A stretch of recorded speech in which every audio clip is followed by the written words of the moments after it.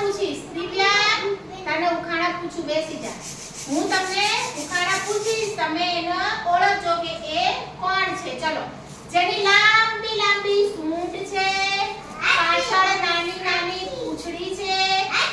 હા, પડી ખાટીબાઈ. પછી જે ઝાડ ઉપર રહે છે, કુદાકુદ કરે છે, હૂપ હૂપ કરે છે, એને શું કહેવાય? મંકી, વાંદરાભાઈ. પછી જેનો કાળો કાળો કલર છે, પછી જે ઝાડ ઉપર રહે અને કાકા બોલે છે, પછી જેનો લીલો લીલો રંગ છે અને મીઠું મીઠું બોલે છે, જેની લાલ લાલ ચાંચ છે, જેનો મરચું